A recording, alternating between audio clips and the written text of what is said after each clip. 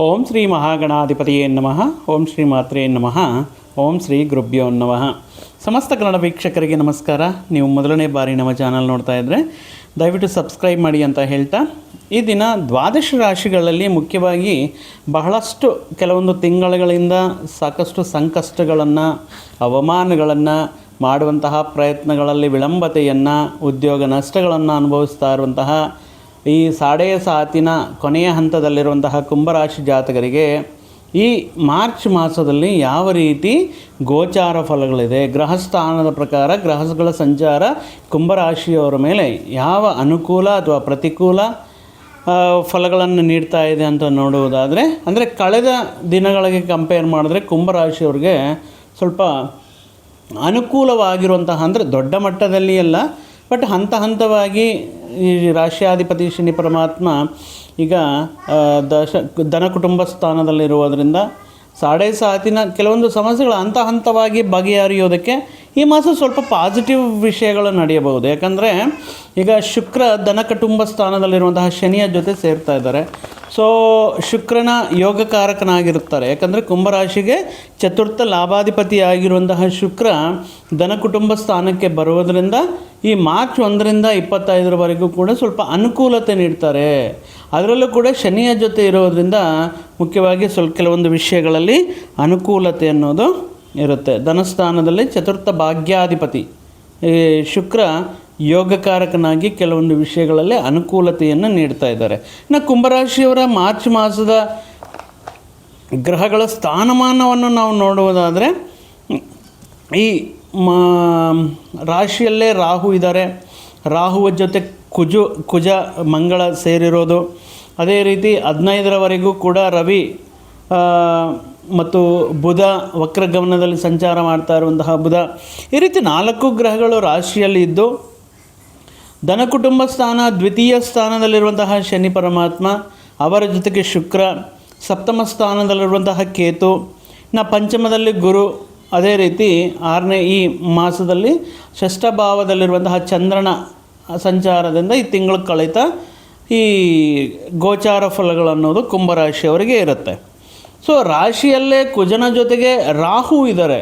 So ಈ ಸಂದರ್ಭದಲ್ಲಿ ಪರ್ಟಿಕ್ಯುಲರಾಗಿ ಹಣಕಾಸಿನ ವಿಷಯಗಳಲ್ಲಿ ಚತುರ್ಥ ಭಾಗ್ಯಾಧಿಪತಿ ಶುಕ್ರ ಅನುಕೂಲವಾಗಿ ಆದಾಯವು ತುಂಬ ಚೆನ್ನಾಗಿರುತ್ತೆ. ಅಂದರೆ ಕಳೆದಿರುವಂತಹ ತಿಂಗಳಿಗೆ ಮಾಸಗಳಿಗೆ ಕಂಪೇರ್ ಮಾಡಿದ್ರೆ ಹಣಕಾಸಿನ ಸೌಲಭ್ಯ ವಿವಿಧ ಮೂಲೆಗಳಿಂದ ಬರಬೇಕಾಗಿರುವಂಥ ಹಣಕಾಸಿನ ವಿಷಯಗಳಾಗಿರ್ಬೋದು ಅನುಕೂಲ ಆಗಿರುತ್ತೆ. ಅದೇ ರೀತಿ ಧನಸ್ಥಾನಕ್ಕೆ ಶುಕ್ರನ ಆಗಮನ ಅನ್ನೋದು ಕೂಡ ಈ ರೀತಿ ಯೋಗಕಾರಕನಾಗಿರುವಂಥ ಶುಕ್ರನ ಆಗಮನದಿಂದ ಮುಖ್ಯವಾಗಿ ನಿಮ್ಮ ವೈಯಕ್ತಿಕ ಜಾತಕದಲ್ಲಿ ಅಥವಾ ನಿಮ್ಮ ಜಾತಕ ಚಕ್ರದ ಲಗ್ನ ಚಕ್ರದಲ್ಲಿ ಈ ಚಕ್ರದಲ್ಲಿ ಏನಾದರೂ ಶುಕ್ರ ಬಲವಂತನಾಗಿದ್ದರೆ ಈ ಪರ್ಟಿಕ್ಯುಲರ್ ಟೈಮ್ ಏನಿರುತ್ತೋ ಅದ್ಭುತ ರೀತಿಯಲ್ಲಿ ಆದಾಯವನ್ನು ಪಡೆಯುವಂಥದ್ದು, ಆಕಸ್ಮಿಕ ಧನಲಾಭವನ್ನು ಪಡೆಯುವಂಥದ್ದು, ಮುಖ್ಯವಾಗಿ ನಿಮ್ಮ ಮನೆಯಲ್ಲಿರುವಂತಹ ಸ್ತ್ರೀಯರಿಂದ ಅನುಕೂಲತೆ, ಅದನ್ನು ನಿಮ್ಮ ತಾಯಿಯಿಂದ ಆರ್ಥಿಕ ಸಹಾಯ ಅಥವಾ ನಿಮ್ಮ ಸಂಗಾತಿಯಿಂದ ಅನುಕೂಲತೆ, ಅವರ ಕಡೆಯಿಂದ ಸ್ವಲ್ಪ ಅನುಕೂಲತೆ, ಹಣಕಾಸಿನ ಸಹಾಯ, ಅಥವಾ ಅವರ ಹೆಸರ ಮೇಲೆ ಏನಾದರೂ ಕೆಲವೊಂದು ವಿಷಯಗಳ ಪ್ರಾಪರ್ಟಿ ಮಾಡಿದರೆ ಅದು ದುಪ್ಪಟ್ಟು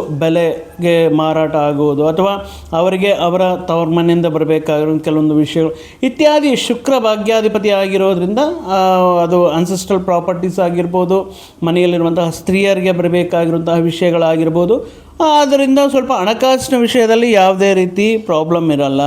ಇನ್ನು ವಿವಾಹಕ್ಕೆ ಸಂಬಂಧ ಅಂದರೆ ಮನೆಯಲ್ಲಿರುವಂತಹ ಸ್ತ್ರೀಯರಿಗೆ ಏನಾದರೂ ಸಹೋದರಿಯರಿಗೆ ಏನಾದರೂ ವಿವಾಹ ಪ್ರಯತ್ನಗಳು ಮಾಡ್ತಾ ಇದ್ದರೆ ಅಂತಹ ವಿಷಯಗಳಿಗೆ ಇಂದಿನ ದಿನಗಳಿಂದ ಏನಾದರೂ ಸಣ್ಣ ಪುಟ್ಟ ಅವಾಂತರಗಳು, ಅಪಾರ್ಥಗಳು, ಮಿಸ್ಅಂಡರ್ಸ್ಟ್ಯಾಂಡಿಂಗ್ ಈ ದಂಪತಿಗಳ ಮಧ್ಯೆ ಇದ್ದರೆ ಅವೆಲ್ಲವೂ ಕೂಡ ಈ ಸಮಯದಲ್ಲಿ ಸ್ವಲ್ಪ ಬಗೆಹರಿಯೋದಕ್ಕೆ, ಅಥವಾ ನಿಮ್ಮ ಕುಟುಂಬದಿಂದ ದೂರ ಪ್ರಾಂತದಲ್ಲಿ ಅಥವಾ ವಿದೇಶದಲ್ಲಿರುವಂತಹ ನಿಮ್ಮ ಕುಟುಂಬಕ್ಕೆ ಸೇರಿರುವಂಥ ಒಬ್ಬ ಸ್ತ್ರೀ, ಅದು ನಿಮ್ಮ ಮಗಳಾಗಿರಬಹುದು ಅಥವಾ ನಿಮ್ಮ ಸೊಸೆ ಆಗಿರಬಹುದು, ಅಥವಾ ಈ ನಿಮ್ಮ ಕುಟುಂಬಕ್ಕೆ ಸಂಬಂಧಪಟ್ಟಿರುವಂಥ ಸ್ತ್ರೀಯರು ವಿದೇಶದಲ್ಲಿ ದೂರದಲ್ಲಿರುವಂಥ ಸಂದರ್ಭಗಳಲ್ಲಿ ಈ ಪರ್ಟಿಕ್ಯುಲರ್ ಮಾರ್ಚ್ ಮಾಸದಲ್ಲಿ ಮತ್ತೆ ನಿಮ್ಮ ಕುಟುಂಬಕ್ಕೆ ಬಂದು ಅವರ ಜೊತೆ ಸ್ವಲ್ಪ, ಈಗ ಯುಗಾದಿ ಹಬ್ಬವೂ ಬರ್ತಾ ಇದೆ, ಈ ಹಬ್ಬದ ಆಚರಣೆ ಒಂದು ರೀತಿಯ ಸಡಗರದಿಂದ ಮಾಡ್ಕೊಳ್ಳೋದಕ್ಕೆ ಅನುಕೂಲವಾಗಿರುತ್ತೆ. ಇನ್ನು ಸ್ತ್ರೀ ಅಂತ ಬಂದಾಗ ಸ್ತ್ರೀಯರಿಗೆ ವಿವಾಹ ಜೀವನದಲ್ಲಿ ಅಂದರೆ ವೃತ್ತಿ ಉದ್ಯೋಗಗಳ ಮುಖಾಂತರ ಈ ಗಂಡ ಹೆಂಡತಿ ಇಬ್ಬರೂ ಕೂಡ ಅವರ ಜಾಬ್ ಪರ್ಪಸ್ ಮುಖಾಂತರ ಅವರೊಂದು ಕಡೆ ಇವರೊಂದು ಕಡೆ ಅಥವಾ ದೂರ ಪ್ರಾಂತಗಳಲ್ಲಿ ವೃತ್ತಿ ಉದ್ಯೋಗಗಳು ಮಾಡ್ತಾ ಇರುವಂಥ ಸಂದರ್ಭಗಳಲ್ಲಿ ಒಂದು ರೀತಿ ಈ ಬೇರ್ಪಡಿಗೆ ಅನ್ನೋದು ಇರುತ್ತೆ. ಸೊ ಅವರೊಂದು ಕಡೆ ಇವರೊಂದು ಕಡೆ ಅನ್ನೋ ರೀತಿಯಲ್ಲಿರುವಂಥ ಸಂದರ್ಭಗಳಲ್ಲಿ ಈ ಮಾರ್ಚ್ ಮಾಸದಲ್ಲಿ ಮತ್ತೆ ಎಗೈನ್ ಅವರಿಬ್ಬರು ಮತ್ತೆ ಒಂದೇ ಪ್ಲೇಸಲ್ಲಿ ಅಥವಾ ಅವರ ಕುಟುಂಬದಲ್ಲಿ ಒಂದಾಗಿ ಮತ್ತು ಅವ್ರಿಗೆ ಸಂತಾನ ಬಗ್ಗೆ ಕೆಲವೊಂದು ವಿಷಯಗಳಲ್ಲಿ ಚರ್ಚಿಸೋದಾಗಿರ್ಬೋದು, ಕೆಲವೊಂದು ಸಮಾರಂಭಗಳಲ್ಲಿ ಫಂಕ್ಷನ್ಸಲ್ಲಿ ಅಟೆಂಡ್ ಆಗಿರ್ಬೋದು. ಈ ರೀತಿ ಶುಕ್ರನದಿಂದ ಅನುಕೂಲ ಫಲಗಳು ಅನ್ನೋದು ಇರುತ್ತೆ. ಗಂಡ ಹೆಂಡತಿಯ ಮಧ್ಯೆ ದಂಪತಿಗಳ ಮಧ್ಯೆ ಇರುವಂತಹ ಅಪಾರ್ಥಗಳು, ಸಣ್ಣ ಪುಟ್ಟ ಮಿಸ್ಅಂಡರ್ಸ್ಟ್ಯಾಂಡಿಂಗ್ ಅನ್ನೋದು ಕಮ್ಮಿ ಆಗುತ್ತೆ.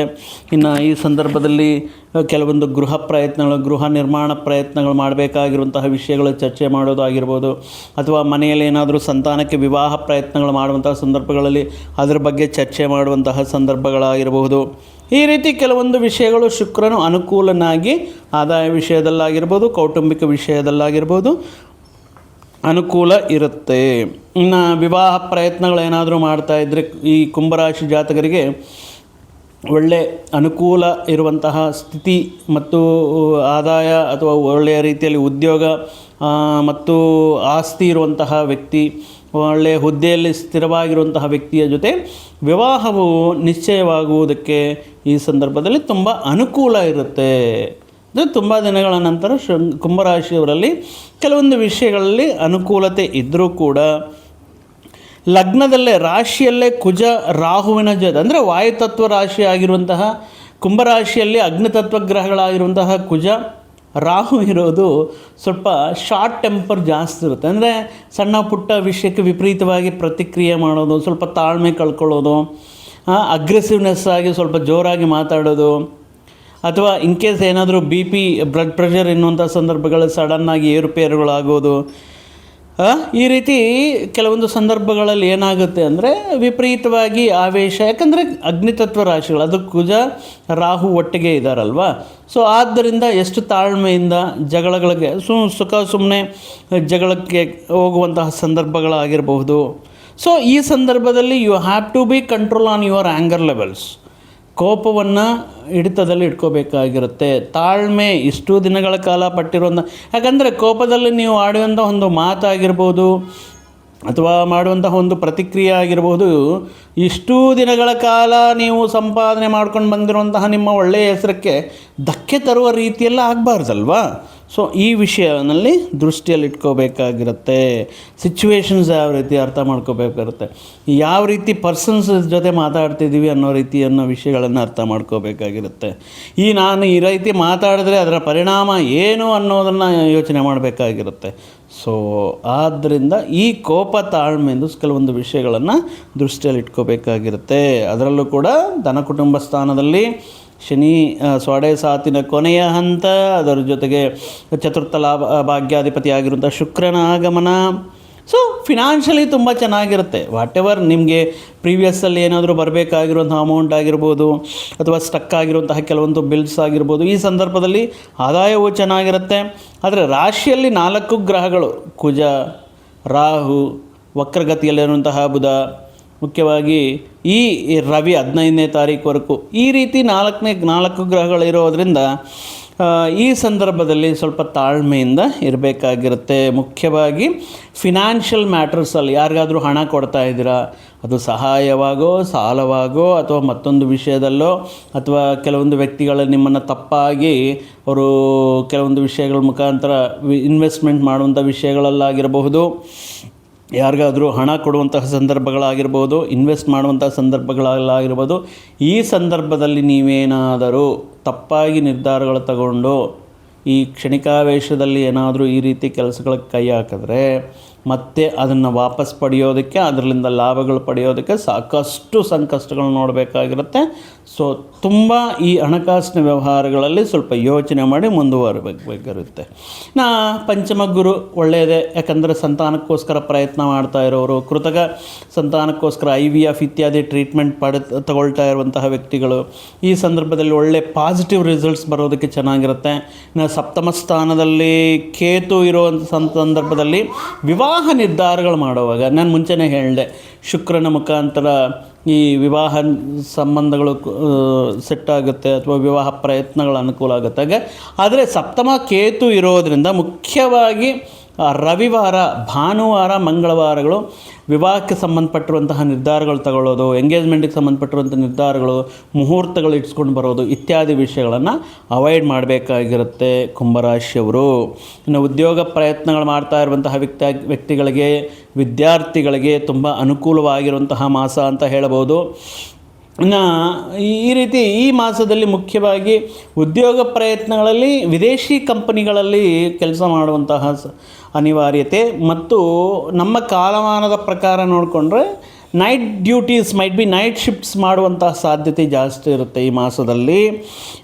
ಯಾಕಂದರೆ ನಮ್ಮ ಕಾಲಮಾನ, ಭಾರತದ ಕಾಲಮಾನ, ಇದು ಬೇರೆ ದೇಶಗಳ ಕಾಲಮಾನದಲ್ಲಿ ವ್ಯತ್ಯಯ ಇರೋದರಿಂದ ಸೊ ಅವರ ಕಾಲಮಾನಕ್ಕೆ ತಕ್ಕಂತೆ ಇಲ್ಲಿ ನೈಟ್ ಶಿಫ್ಟ್ಸ್ ಮಾಡುವಂಥದ್ದು ಅಥವಾ ಎಷ್ಟೋ ದಿನಗಳ ಕಾಲ ಮನೆಯಲ್ಲಿ ಮಾಡಿದರೆ ಸಡನ್ನಾಗಿ ಆಫೀಸಿಗೆ ಬನ್ನಿ ಅಂತ ಕೇಳುವಂಥದ್ದು, ರಾತ್ರಿ ಹೊತ್ತು ಜಾಸ್ತಿ ನೀವು ಕೆಲಸದ ಒತ್ತಡ ಅನ್ನೋದು ಈ ರಾಹು ಕುಜನ ನಿಮ್ಮಲ್ಲಿ ಆ ಫ್ರಸ್ಟ್ರೇಷನ್, ಆ ಕೋಪ, ಯಾವ ಸಂದರ್ಭದಲ್ಲಿ ಕುಂಭರಾಶಿಯವರಿಗೆ ಕೋಪ ಆಗುತ್ತೆ ಹೇಳಿ?